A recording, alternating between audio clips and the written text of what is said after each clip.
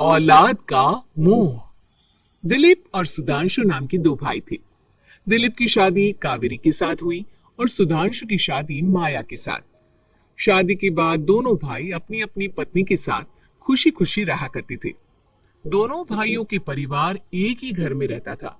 साथ में खाना, साथ में घूमना, कुल मिलाकर दोनों भाइयों का परिवार खुशहाल परिवार था। कुछ सालों के बाद दिलीप की पत्नी कावेरी को एक बेटा हुआ। भैया, आज मैं बहुत खुश हूँ। चाचा बन गया हूँ मैं। हाँ भाई साहब, इस बच्चे के घर में आने से तो रौनक आ गई है। मैं सबको बताऊंगी कि मैं तो चाची बन गई हूँ, चाची। तुम दोनों कितने अच्छे हो। हमारे बच्चे के आने से ऐसे खुश हो रहे हो जैसे ये बच्चा तुम्हारा ही हो। बस भैया, अब आपका बेटा इस दुनिया में आ गया ना, हम भी कोशिश करेंगे कि हमारा भी बच्चा जल्दी से इस दुनिया में आ जाए। और फिर आपका और हमारा बच्चा दोनों मिलकर दिन भर घर के आंगन में खेला करेंगे। कितना मजा आएगा ना। सच कहती हो माया, मैं भी उसी दिन का इंतजार कर रही हूँ जब तुम्हारी भी गोद भर जाएगी और मेरे बेटे को एक छोटा भाई या बहन मिल जाएगी। 1 साल बीत जाता है। दिलीप और कावेरी का बेटा अब 1 साल का हो चुका था, लेकिन सुधांशु और माया की कोई औलाद नहीं होती। माया, लगता है कि हमारी जिंदगी में बच्चे का सुख ही नहीं है। ऐसा क्यों कहते हैं? दिलीप भाई साहब का बेटा भी तो हमारा ही बेटा है ना। तुम्हारी बात बिल्कुल ठीक है माया, लेकिन फिर भी हमारा खुद का एक बच्चा होता तो कितना अच्छा होता। हाँ, कावेरी भाभी भी हमेशा कहती है उन्हें अपने बेटे के लिए एक छोटा भाई या बहन चाहिए। लेकिन देखिए ना, हमारी तो किस्मत ही कितनी खराब है। हमारे तो सारे ट्रीटमेंट भी फेल हो चुके हैं। डॉक्टर ने भी साफ साफ कह दिया है कि तुम कभी मां नहीं बन सकती। वही तो सुधांशु, बहुत बुरी किस्मत है हमारी। लेकिन माया, हम अपनी किस्मत को इतना क्यों कोस रहे हैं? हम दिलीप भाई साहब के बेटे को अपने बेटे की तरह ही प्यार कर सकते हैं ना। हाँ जी, बिल्कुल सच कहा। मैं भी वैसा कर सकती हूँ। चाची हूँ, उसे छोटी माँ का प्यार नहीं दूंगी क्या? कुछ दिनों के बाद दिलीप का एक दोस्त दिलीप से मिलने के लिए आता है। अरे क्या बात है दिलीप, बधाई हो बधाई। और घर तो काफी बड़ा है तुम्हारा। वैसे तुमने अपने बेटे के बारे में क्या सोचा है? भैया, और क्या सोचेंगे, बस उसे पढ़ा लिखा कर अफसर बनाएंगे, उसकी पढ़ाई पर खर्च करेंगे। अरे भाभी, आपकी तो इतनी सारी प्रॉपर्टी है, आपको किस बात की चिंता? ले देकर एक बेटा ही तो है। अरे नहीं दोस्त, तुम गलत समझ रहे हो। इस घर में मैं और मेरा छोटा भाई दोनों रहते हैं। इस घर का आधा हिस्सा मेरे छोटे भाई का है। अच्छा, कितने बच्चे हैं तुम्हारे छोटे भाई के? भैया, उनके साथ ना कुछ प्रॉब्लम है। मेरी देवरानी कभी माँ नहीं बन सकती। अरे फिर किस बात की चिंता? अरे मैं तो कहता हूँ अपने बेटे के भविष्य के बारे में सोचिए ही मत। बस ये घर उसके नाम करवा दीजिए। देखिए, आपके भाई का भी कोई बच्चा नहीं है तो सब कुछ आपके बेटे को ही मिलना चाहिए। लेकिन ऐसा करना क्या सही होगा? अगर उनका बच्चा नहीं है तो क्या हुआ? ये घर आधा उनका है, उनकी जो मर्जी है वो करे। अरे कैसे बात करते हो? उनकी कोई औलाद नहीं है, वो क्या करेंगे प्रॉपर्टी अपने नाम रखकर? हाँ, वैसे भाई साहब आपकी बात तो बिल्कुल सही है। अब जो कुछ भी है वो हमारे बेटे का ही तो है। आखिर वही तो इस घर के वंश को आगे बढ़ाएगा। मैं कल ही देवर जी से बात करती हूँ। अगले दिन सुधांशु और माया, इधर आओ। तुम दोनों से एक बहुत जरूरी बात करनी है मुझे। बताइए ना भाभी, क्या बात है? आपको कहीं जाना है तो आप अपने बेटे को मेरे पास छोड़कर जाइए। मैं ही पूरा दिन रख लूंगी उसे। अरे नहीं माया, वो तो मुझे पता है। मैं किसी और चीज के बारे में बात करना चाहती हूँ।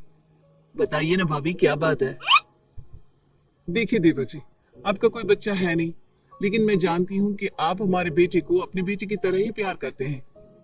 भाभी, बेटे की तरह नहीं, वो हमारा ही बेटा है। मेरे लिए तो वो मेरा ही बच्चा है। वही तो फिर क्यों ना ये सारी प्रॉपर्टी हम मेरे बेटे के नाम करवा दें? क्योंकि तुम्हारा हो या मेरा, हम सबका एक ही तो है बेटा। लेकिन भाभी, अभी तो वो सिर्फ 1 साल का है। अभी से प्रॉपर्टी उसके नाम करवाने का क्या मतलब है? देखिए देवर जी, जो काम जितना जल्दी हो जाए ना उतना अच्छा। आने वाले वक्त का क्या भरोसा। भाभी भरोसा क्यों नहीं, हम तो हमेशा आपके बेटे को माँ बाप की तरह ही प्यार करेंगे। हाँ, लेकिन फिर भी मैं चाहती हूँ कि ये सारी प्रॉपर्टी मेरे बेटे के नाम हो जाए। अब मुझे नहीं लगता तुम दोनों को इसमें कोई भी परेशानी होगी, है ना? भाभी वैसे तो आप जो कह रही हैं वो बहुत जल्दबाजी है, लेकिन फिर भी अगर आपको ऐसा लगता है तो ठीक है, कल ही प्रॉपर्टी के पेपर बनवा लीजिए, मैं और माया उस पर साइन कर देंगे। इस तरह से अगले दिन प्रॉपर्टी के पेपर बनवाकर सारी प्रॉपर्टी दिलीप और कावेरी के बेटे के नाम पर करवा दी जाती है। कुछ दिनों के बाद सुधांशु, सुबह सुबह ये कौन लोग आ गए हैं तुम्हारे घर पर? भैया वो ऊपर वाला कमरा खाली पड़ा था ना, सोच रहा था किराएदार रख देता हूँ। लेकिन किराएदार रखने से पहले आपने हमसे पूछा भी नहीं। भाभी इसमें आपसे पूछने वाली क्या बात थी, हमें एक ही कमरे की जरूरत थी, इसलिए सोचा दूसरा कमरा किराए पर दे देते हैं, कुछ इनकम हो जाएगी। अरे माया, ये सारी प्रॉपर्टी अब मेरे बेटे के नाम पर है और यहाँ पर जो कुछ भी होगा उसके लिए तुम्हें मेरी या दिलीप की परमिशन तो लेनी पड़ेगी ना। हाँ सुधांशु, तुम्हारी भाभी ठीक ही तो कह रही है। अब देखो, तुमने खुद अपने हाथों से ये प्रॉपर्टी हमारे बेटे के नाम की है, वह भी बहुत छोटा है, तो इस घर से रिलेटेड सारे फैसले तुम्हें हमसे पूछ कर लेने चाहिए। भाभी हमें तो लगा था कि आप हम लोगों से बहुत प्यार करती हैं, लेकिन आप तो हमारे साथ भेदभाव करने लगी। अरे, इसमें भेदभाव करने वाली क्या बात है? और मैंने कौन सा तुमसे कुछ गलत मांग लिया? अरे ले देकर मेरा बेटा इकलौता इस पूरे वंश का वारिस है, सब कुछ उसके नाम है। तुम्हें इस बात से जलन क्यों हो रही है? भाभी माया को जलन नहीं हो रही, वो तो बस ऐसे ही कह रही थी।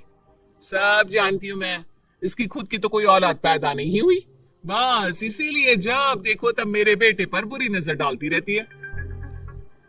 देखो माया, कावेरी तुमसे बड़ी है, वो जैसा कहती है वैसा करो। और वैसे भी इस घर पर अब तुम लोगों का कोई अधिकार नहीं है, वो तो हम लोगों की भलाई समझो जो तुम्हें अभी तक यहाँ रहने दिया है। भैया आप इतने कैसे बदल गए?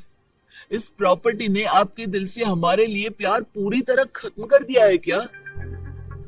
इसी तरह वक्त बीतता जाता है और देखते देखते दिलीप और कावेरी का बेटा प्रणव 25 साल का हो जाता है और उसकी नौकरी लग जाती है। पापा, आज मेरा अपॉइंटमेंट लेटर आ गया है, मैंने सिंगापुर में जॉब ज्वाइन कर ली है। लेकिन प्रणव, विदेश में नौकरी करने जाने से पहले तुम्हें कम से कम अपने मम्मी पापा से एक बार पूछना चाहिए था ना। इसमें पूछने वाली क्या बात है माँ, मैं सिंगापुर जाकर जॉब करना चाहता हूँ तो करना चाहता हूँ। देखो प्रणव, हमने तुम्हारे लिए इतनी सारी प्रॉपर्टी यहाँ पर रखी हुई है, उन सब का क्या होगा? यहाँ रहो, बिजनेस करो। सॉरी पापा, मैं यहाँ रहकर कोई बिजनेस नहीं करने वाला, और ये जितनी भी प्रॉपर्टी आपने मेरे लिए संभाल कर रखी है ना, ऐसे ही किसी को दान में दे दीजिए, क्योंकि मैं सिंगापुर से वापस इंडिया आकर कभी नहीं रहने वाला। दिमाग खराब हो गया है तेरा, जानता नहीं तेरी वजह से हमने तेरे चाचा चाची से लड़ाई करके पूरा घर तेरे नाम करवा दिया था। हाँ तो ऐसा करने से पहले आपको सोचना चाहिए था ना। और मम्मा, मैं तो वैसे भी उस वक्त 1 साल का था, मेरा इस मैटर से कोई लेना देना नहीं है। कैसी बात कर रहा है ये लड़का? अरे तेरी वजह से अपने छोटे भाई से दुश्मनी लेकर बैठा हूं मैंने तुझे घर से भी निकाल दिया। जानता नहीं तू, बाजू वाले घर में एक छोटा सा कमरा किराए पर लेकर रहते हैं तेरे चाचा चाची, और ये सब मैंने तेरे लिए किया। देखिए पापा, आपने जो कुछ भी किया अपने लिए किया। मैंने आपसे कब कहा था कि मुझे ये प्रॉपर्टी और घर चाहिए? और वैसे भी अपने भाई के साथ इस तरह का बिहेव करके आपने कोई अच्छा काम तो किया नहीं। तू सही कह रहा है बेटा, हमने तेरे चक्कर में अपने छोटे भाई जैसे देवर और बहन जैसी देवरानी को इस घर से निकाल दिया। बहुत बड़ी गलती हो गई मुझसे। ठीक है मॉम, तो अब आप अपनी गलती सुधारो, लेकिन मुझे तो फॉरेन जाना है, मैं वहीं जाऊंगा। अब आगे क्या करना है ये आपका डिसीजन है। और प्रणव सिंगापुर जॉब करने के लिए चला जाता है। कुछ दिनों के बाद जब दिलीप और कावेरी को अपनी गलती का एहसास होता है तो वो सुधांशु के घर पहुंचती है। सुधांशु, माया, हमें माफ कर दो, हमसे बहुत बड़ी गलती हो गई।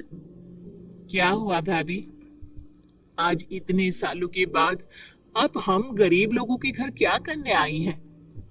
भाभी, हमने तो खुशी खुशी अपने भतीजे को सब कुछ दे दिया, अब हमारे पास कुछ भी नहीं बचा है। भाई मुझसे बहुत बड़ी गलती हो गई, जो तेरे जैसे भाई को मैंने प्रॉपर्टी के चक्कर में घर से निकाला, और जिसके लिए मैंने ये सब कुछ किया वो खुद ही विदेश चला गया। भैया भाभी, जिस बेटे के लिए आपने हम लोगों को इतनी तकलीफ दी, आपस के प्यार को बिगाड़ा, जब वही आपसे दूर चला गया तो आपको इस बात का एहसास हुआ।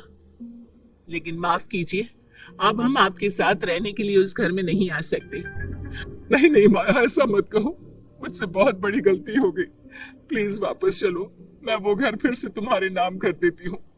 भाभी, मैं उस घर का क्या करूंगी? किसके लिए? मेरा कोई बच्चा नहीं, मैं तो बस जिंदगी भर आप लोगों के साथ प्यार से रहना चाहती थी, प्रणव को अपने बेटे की तरह प्यार करना चाहती थी, लेकिन आपने मुझसे वो अधिकार छीन लिया।